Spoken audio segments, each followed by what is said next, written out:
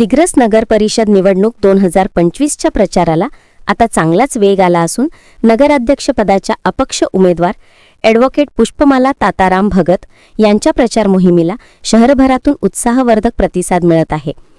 साधेपणा, प्रामाणिकपणा आणि विकासाभिमुख दृष्टिकोन या गुणांसाठी ओळखल्या जाणाऱ्या भगत यांच्या सभांना, पदयात्रांना तसेच घराघरातील भेटी मोहिमेला नागरिकांचा मोठा प्रतिसाद मिळत असल्याचे चित्र पाहायला मिळत आहे। प्रभागनिहाय दौऱ्यात त्यांनी पाणी पुरवठा, रस्ते, गटार व्यवस्था, महिलांसाठी सुरक्षा तसेच युवकांसाठी रोजगार संधी या प्रमुख मुद्द्यांवर नागरिकांशी संवाद साधला। शहरातील मूलभूत सुविधा सक्षम करण्यात आपण प्रामाणिकपणे प्रयत्न करणार असल्याचे आश्वासन त्यांनी मतदारांसमोर मांडले। प्रचारादरम्यान महिलांचा विशेष सहभाग दिसून आला असून अनेक समाज घटकांकडून त्यांना सकारात्मक प्रतिसाद मिळत आहे। दरम्यान कोणत्याही पक्षाचा आधार न घेता स्वतंत्रपणे उभ्या राहिलेल्या उमेदवारामध्ये पुष्पमाला भगत या चर्चेचा प्रमुख विषय ठरत असून त्यांच्या प्रचाराची गती दिवसेंदिवस वाढताना दिसत आहे।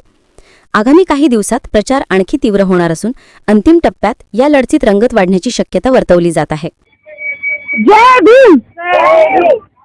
आज या दिग्रसच्या नगर परिषदच्या निवडणुकीत मी ॲडव्होकेट पुष्पमाला ताताराम भगत नगर अध्यक्ष पदाची सगळ्यात पॉवरफुल उमेदवार म्हणून उभी आहे।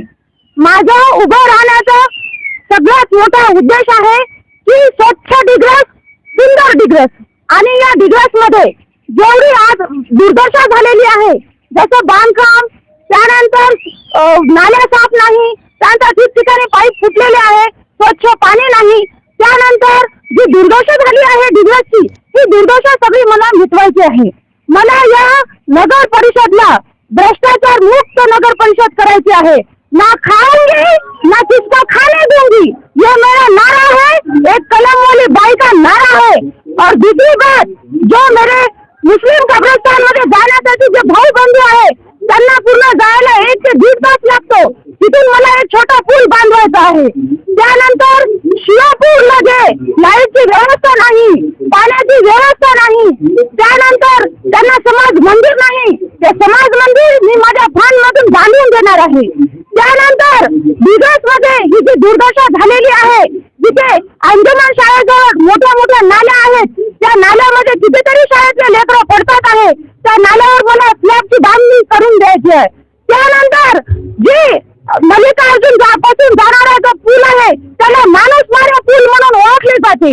मोरणा नदीवरचा जे पूल आहे तिथे कितीतरी जनावरांची वर्दळ राहते, लोकांची वर्दळ राहते, कितीतरी लोक मरण पावलेले आहेत। या दोन्ही जे पुल आहेत त्या पुलाला मला सुरक्षा कटघरे बांधायचे आहे।